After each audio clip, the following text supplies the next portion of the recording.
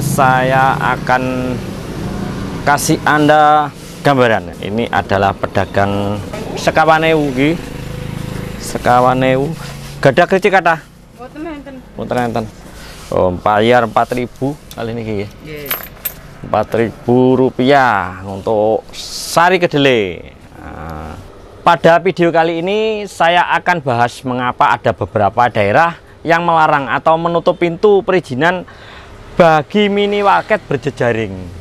Minimarket waralaba, ada yang beberapa daerah yang melarang minimarket seperti itu beroperasi di daerahnya ya. Ini nanti versi menurut saya ya. Jadi harapan dari saya, setelah Anda menonton video ini, Anda yang biasa beli ke minimarket, Anda akan berubah pikiran untuk belanja ke toko atau warung tetangga Anda, ke toko kelontong atau warung tetangga Anda ya. Alasan yang pertama ya, jadi omset dari minimarket berjejaring, omsetnya antara 30 sampai 40 juta. 30 sampai 40 juta per hari. Kalau omsetnya toko kecil-kecil, nah, toko kecil, warung-warung kecil di sekitarnya itu omsetnya 1 juta sampai 2 juta per hari. Sedangkan pembelinya juga itu-itu saja, dari radius 3 km, 4 km, pembelinya hanya itu-itu saja. Berarti nanti omset toko-toko itu akan berkurang, misalnya 50% atau mungkin sebagian ada yang tutup. Uangnya ngumpul di minimarket. Efeknya sebagian nanti akan ada yang tutup, sebagian ada nanti yang omsetnya berkurang. Efeknya bagi pedagang-pedagang kecil seperti pedagang-pedagang keripik tempe, keripik pisang seperti ini tidak akan laku titip di toko saya ya, karena penurunan pembeli. Jadi pembelinya menurun, pengunjungnya menurun, ini tidak laku. Jadi pedagang-pedagang seperti ini, pedagang-pedagang pengrajin-pengrajin keripik pisang seperti ini, saya yakin ini di Indo Alfa tidak akan diterima kalau Anda titip seperti ini. Nah, seperti ibu tadi yang titip dagangan susu kedelai, dia tidak akan mungkin diterima di sana ya. Terus seperti ini ya, seperti ini banyak seperti loh.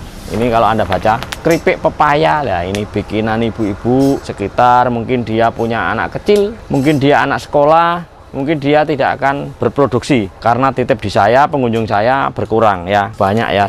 Dari sini kalau Anda lihat khusus satu rak memanjang ini isinya adalah kerajinan tuh seperti ini ya, labelnya seperti ini. Ini adalah kerajinan dari produk rumahan, kerupuk-kerupuk seperti ini ya. Nah, ini semua di sini ini adalah jadi efek yang pertama jika berdiri minimarket di daerah tertentu, nah, itu akan membunuh UMKM di daerah itu, daerah sekitar itu ya. Ini mungkin yang menjadi pertimbangan. Jadi ya alasan yang kedua menurut saya, minimarket berjejaring itu ibaratnya kapal besar pencari ikan.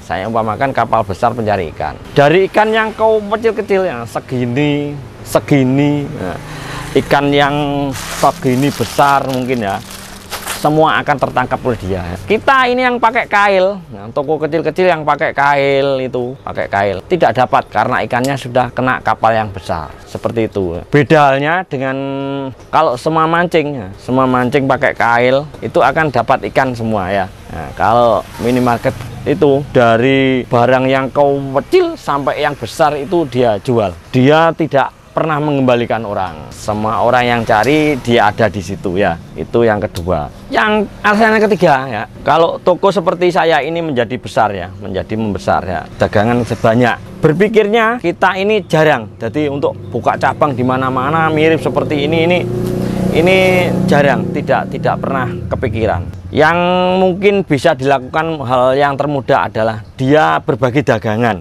Dia bisa berbagi dagangan misalnya saya ini stok saya banyak di mie, misalkan di mie instan seperti ini ya, atau mungkin dagangan saya melimpah di sini, terlalu banyak dagangannya. Ada tetangga yang ingin berbagi keuntungan dengan saya pasti akan kasih ya. Kalau ada orang sini minta, Pak Yono, saya minta dagangannya gimana, beli di sini, saya dikasih untung berapa. Nah, itu bisa saya lakukan ya, sering saya lakukan. Jadi toko-toko kecil di sekitar saya ini banyak yang begitu ya. Bahkan saya kasih kadang kalau dia dagangannya apa yang nggak ada, misalnya minuman, belum ada uang ya, saya titipkan, saya titipi, ini dijual.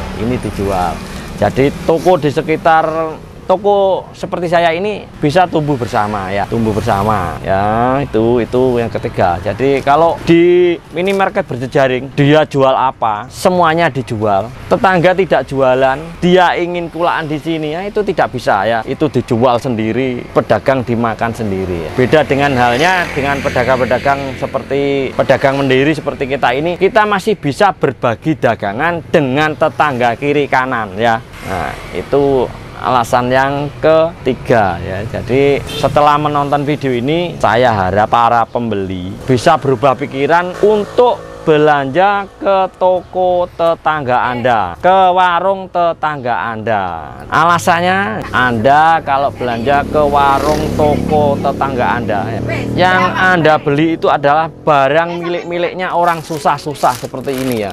Kalau orang nggak susah, nggak mungkin dia mau jualan seperti ini.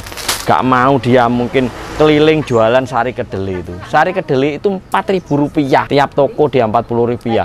Untuk mendapatkan uang Rp80.000, dia harus keliling ke 20 toko. Ke 20 toko itu baru dapat omset Rp80.000. Itu belum tentu laku. Kadang dia besoknya dia hanya dapat uang 3.000, mungkin laku 3, laku 2. Dari 20 toko yang keliling, mungkin dia dapat uang 50.000 lah. Kalau untungnya 20%, dia hanya dapat Rp10.000 rupiah. Bayangkan keliling 20 toko, untungnya 10.000 dibagi 20, Rp500 per toko dia, Rp500. Bayangkan, ini mungkin bisa merubah gaya hidup Anda untuk belanja ke toko tetangga Anda.